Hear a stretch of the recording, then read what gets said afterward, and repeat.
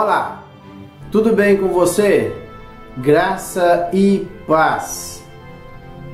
Neste dia eu vou continuar expondo a segunda carta de Pedro. E hoje eu vou encerrar, portanto, aí a segunda carta, capítulo 3. Capítulo 3 ele vai falar sobre a promessa de Deus para o tempo da apostasia. Pedro, nesta carta, as características da nossa fé, o primeiro capítulo, quais são as características da nossa fé, ele relata sobre a vida cristã, começa com a fé, isso no capítulo 1 ainda. Depois a fé, ela redunda em crescimento espiritual traz resultados práticos. Depois os homens morrem, mas a palavra do Senhor permanece, experiências passam, mas a palavra de Deus permanece, o mundo escurece, mas a palavra de Deus ela continua resplandecendo. Depois no capítulo 2 ele vai falar sobre a descrição dos mestres que apostataram da fé, a destruição desses falsos mestres. Aí depois traz uma descrição desses homens que apostataram, que eles são profanos, blasfemos e sedutores. E ele encerra com essa sensação de falsa liberdade. E agora no capítulo 3, ele vai falar sobre a promessa de Deus para esse tempo de apostasia, ou da apostasia. E ele fala sobre a promessa de Deus é verdadeira, a palavra de Deus é coerente, Deus é misericordioso e levem uma vida santa e piedosa. E depois ele encerra aí, portanto, a sua carta. Diz assim: amados, esta é agora a segunda carta que lhes escrevo. Em ambas, quero despertar com estas lembranças a sua mente sincera, para que vocês se recordem das palavras proferidas no passado pelos santos profetas e do mandamento de nosso Senhor e Salvador, que os apóstolos de vocês lhes ensinaram. Então, está dizendo sobre a veracidade da palavra de Deus. E você olha, essa é a segunda carta que eu estou escrevendo para vocês, para despertar as lembranças. Ou seja, Pedro estava aqui, olha, eu estou refrescando a memória de vocês a respeito do que eu disse na primeira carta. Por isso que esta é agora a segunda carta que eles escrevem. Em ambas, quero despertar com estas lembranças a sua mente sincera, não a mente hipócrita, mas uma mente sincera, uma mente que não está escondendo nada. Isso é uma mente verdadeira, para que vocês se recordem, para que a memória de vocês seja refrescada, para que vocês se lembrem das palavras proferidas pelos santos profetas. Com certeza aqui Pedro tinha em mente o Antigo Testamento, ou a Antiga Aliança, as palavras proferidas pelos profetas do passado, por aqueles que escreveram o Antigo Testamento. E que o Antigo Testamento ele é sombra das coisas que viriam. E agora o Novo Testamento ele lança luz naquilo que aconteceu na Antiga Aliança. Pode ver que o escritor, os Hebreus, ele fala que o Antigo, as coisas, os cerimoniais ali da Antiga Aliança, eles eram figuras, ou seja, sombras daquilo que realmente viria. Tudo isso estava apontando para Jesus. Quando Jesus veio, que ele é o sol da justiça, ele lançou luz naquilo que estava, vamos dizer assim, não estava tão explícito no Antigo Testamento. Então, olha, vocês recordem das palavras. Então, a igreja primitiva, ela tinha que lançar mão dos escritos referentes ao Antigo Testamento para que eles pudessem entender agora a nova aliança, por isso que dos santos profetas e do mandamento de nosso Senhor e Salvador. Quem é esse? Jesus. Então, olha, vocês recorram aos escritos, lembre-se dos escritos dos profetas e também das palavras proferidas pelo nosso amado e querido Salvador Jesus. E aqui, que os apóstolos lhes ensinaram. Então, quer dizer, os apóstolos que conviveram com Jesus, eles aprenderam de Jesus e agora estavam sendo que propagadores desta mensagem. Versículo 2, ou melhor, versículo 3. Antes de tudo, saiba que nos últimos dias surgirão escarnecedores, zombando e seguindo suas próprias paixões. Eles dirão: o que houve com a promessa da sua vinda?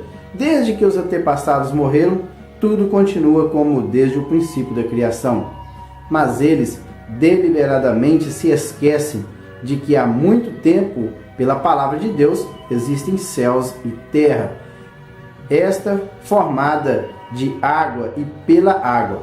E pela água o mundo daquele tempo foi submerso e destruído. Pela mesma palavra, os céus e a terra que agora existem estão reservados para o fogo, guardados para o dia do juízo e para a destruição dos ímpios. Agora ele está querendo a linha de pensamento de Pedro aqui, que a palavra de Deus ela é coerente. Se ela falou, é porque vai acontecer. E ele diz que nos últimos dias, nós estamos nos últimos dias. Na verdade, a partir do momento que Jesus veio, nós já estamos nos últimos dias. É que Jesus veio estabelecendo uma nova aliança, um novo pacto, e neste novo pacto encerra a história da humanidade. Quando Jesus vier agora, num período, não sabemos quando, mas creio que vai ser muito em breve, aí sim ele vai encerrar a história da humanidade.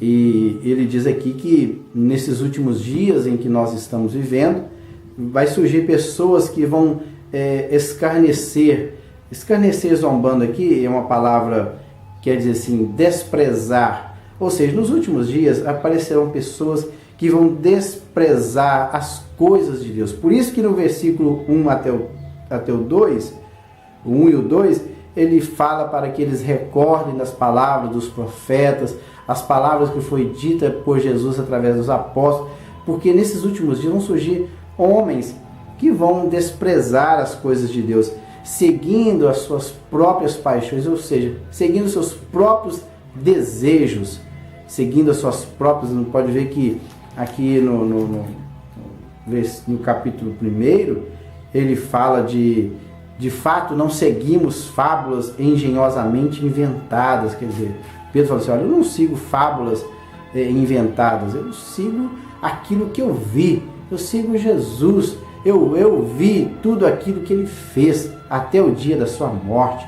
Então você olha, esses homens, eles zombam da palavra de Deus e seguem os seus próprios desejos, e eles dizem ainda: o que houve com a promessa da sua vinda? Com certeza esses homens estavam se referindo à promessa da vinda de Jesus.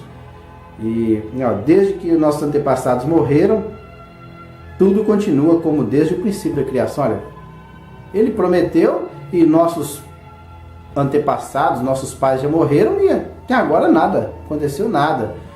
Ou se foi com relação ao Antigo Testamento, olha, desde que o mundo é mundo, continua da mesma coisa.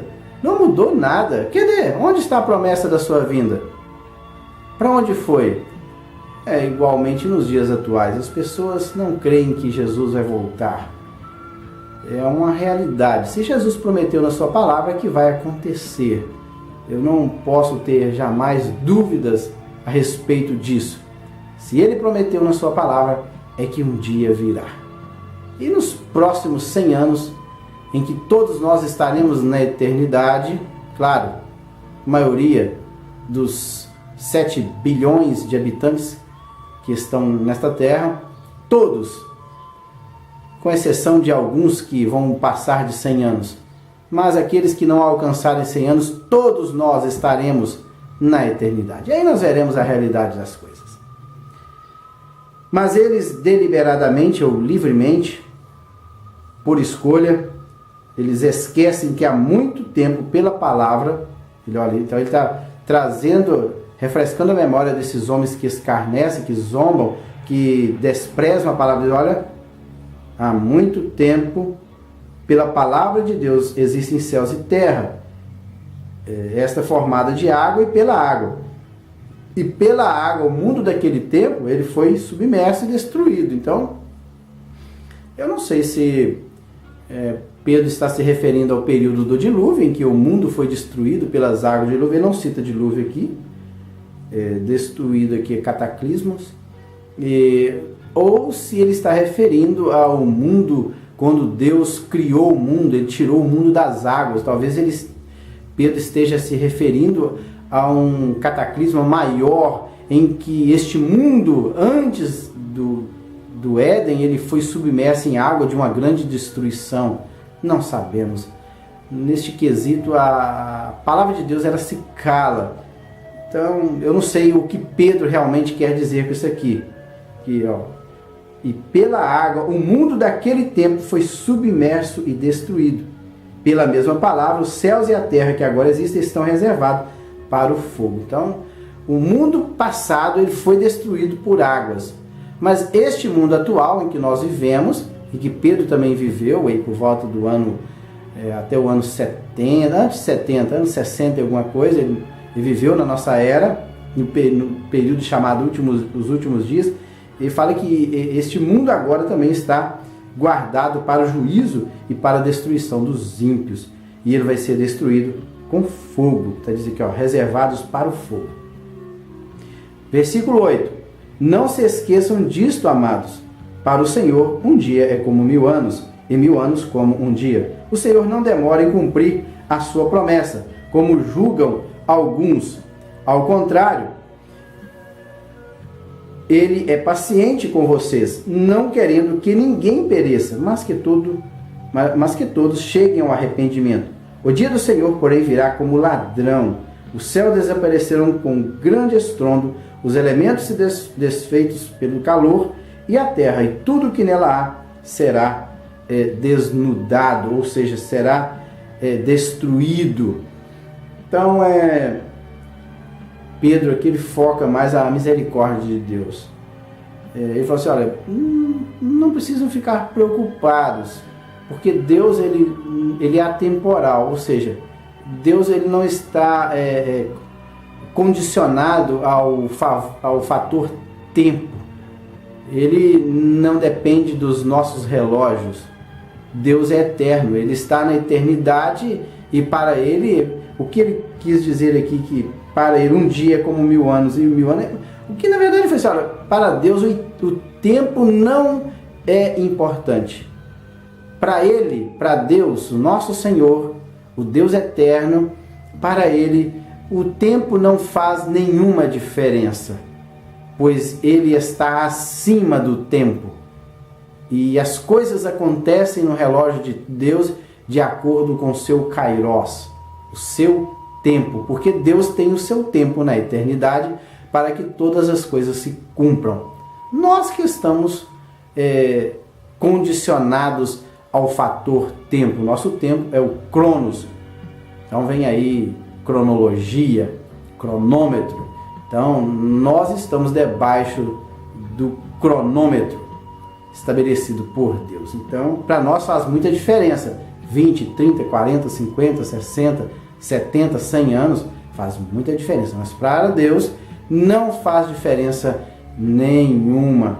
E eu falo assim, olha, o fato dele estar, vamos dizer assim, como muitos julgam que ele está tardando, é porque ele está sendo paciente com algumas pessoas para que ninguém pereça aqui. Claro que muitas pessoas já estão perecendo, perecem todos os dias, vão continuar perecendo, mas o desejo do Senhor, do seu coração, é que ninguém pereça, mas que todos cheguem ao arrependimento. Olha, Deus, Ele não quer que ninguém pereça, mas que todos cheguem ao arrependimento. Por isso é que dá-se essa ideia de que Ele está sendo tardio, que Ele está demorando a vir. E Ele fala assim, olha, pode ficar tranquilo, que o dia do Senhor, Ele virá como ladrão. Na verdade, o que ele quis dizer aqui, ladrão, é o seguinte, que o ladrão, ele não vai ligar para a sua casa, olha, hoje eu vou assaltar a sua casa à meia-noite. O ladrão não faz isso. Ele não liga para a sua casa, ele não para você na rua e diz, eu vou passar na sua casa hoje, viu? Fique alerta, chame a polícia. Não, ele chega às 2 horas da madrugada, às 3 horas da madrugada, à meia-noite e assalta a sua casa. Ele não te avisa. É assim, Jesus também, ele virá um dia, ele não vai avisar ninguém. Ele vai chegar em um momento em que ninguém está esperando. E ele diz aqui que, mas quando ele vir, os céus desaparecerão com grande estrondo, os elementos serão desfeitos pelo calor, e a terra e tudo o que nela há vai ser desfeito. Isso aí vai ser quando o poder da vinda do nosso amado e querido Jesus. 11. Visto que tudo assim será desfeito, que tipo de pessoas é necessário que vocês sejam? Então, como é que eu tenho que ser? Ele diz assim, vivam de maneira santa e piedosa. Então, ele fala o seguinte, que eu tenho que ter uma vida separada do pecado, do mundo e das coisas, não do mundo físico, mas do sistema que rege o mundo, dessas coisas que faz com que eu peque contra Deus. Então eu tenho que ter uma vida separada. E também eu tenho que ter uma vida piedosa. Piedosa é eusebeia, que quer dizer uma vida de devoção, uma vida de total dedicação a Deus por amor. Ele diz, esperando o dia de Deus e apressando a sua vinda. Aqui ele falou da parousia. Parousia fala da vinda do nosso amado e querido Jesus. Ele que um dia morreu na cruz do Calvário, e ele vai voltar para buscar um povo seu. Eu não sei o dia, já que Pedro disse aqui que ele virá como ladrão. Então não temos como saber o dia em que ele virá. Mas o certo é que ele virá e não tardará. No tempo certo, ou seja, no Kairos de Deus, o Senhor Jesus, ele virá. E que neste dia em que ele virá, neste dia, no futuro, nós temos que estarmos preparados com uma vida santa e piedosa. Naquele dia, os céus, novamente ele repete aqui, naquele dia, os céus serão desfeitos pelo fogo e os elementos se derreterão pelo calor. Todavia, de acordo com a sua promessa, esperamos novos céus e nova terra, onde habita a justiça. Alguém pode dizer, Pedro, mas se Deus vai destruir essa terra, tudo, os céus, tudo isso vai ser destruído, onde é que nós vamos morar, Pedro? Aí Pedro, olha, pode ficar tranquilo, nós esperamos um novo céus e uma nova terra, onde habita a justiça. Pois a nossa morada não será nesta terra, porque lá em Apocalipse diz que viu um novo céus e uma nova terra, porque o primeiro céus e a primeira terra passaram e o mar já não existe mais. 14. Portanto, amados, enquanto esperam estas coisas, empenhem-se para serem encontrados por ele em paz, imaculados, inculpáveis.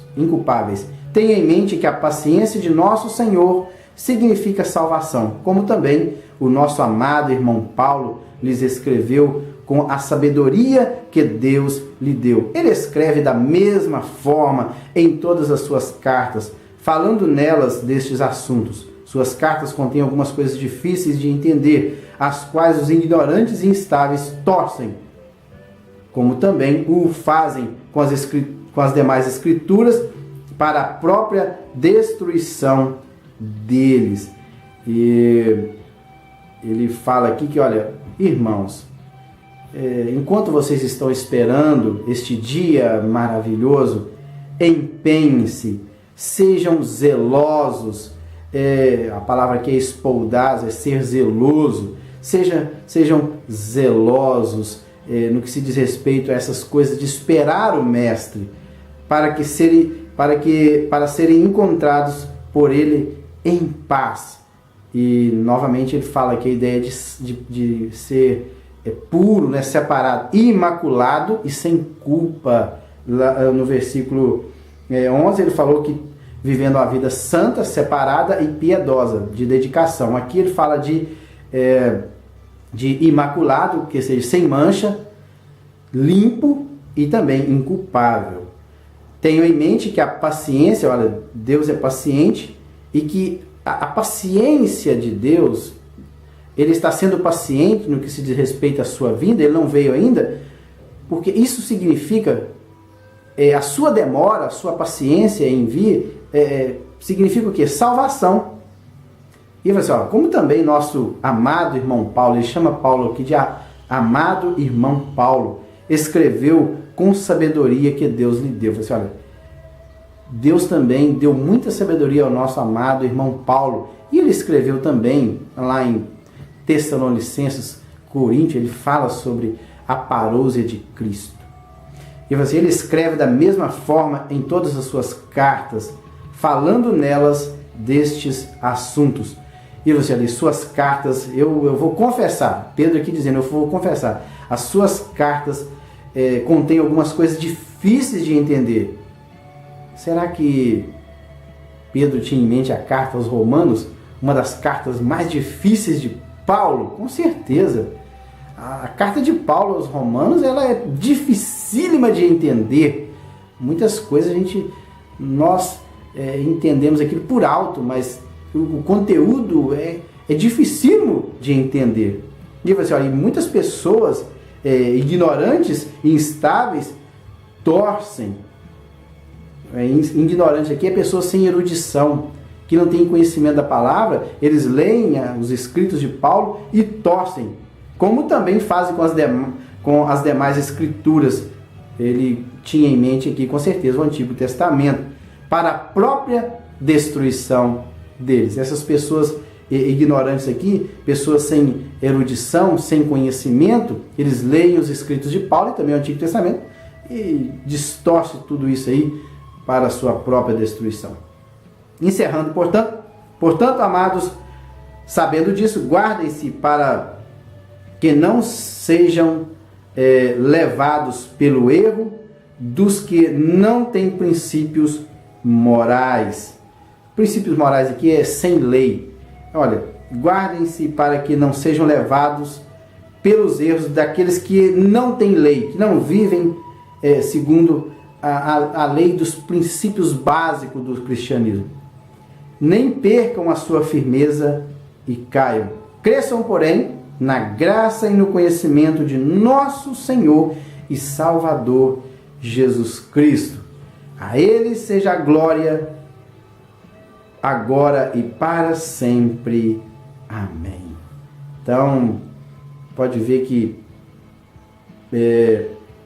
Pedro, ele sempre focou, amados, se recordem, não se esqueçam, amados, empenhem-se, guardem-se. Veja bem que ele usou aí, recordar, esquecer, empenhar e guardem de novo. Sempre batendo a mesma tecla, que os irmãos não se esquecessem da palavra que foi dita pelos profetas e também por Jesus através dos apóstolos. Encerramos, portanto, aí a segunda carta do apóstolo Pedro. Fiquem com Deus e até o próximo vídeo.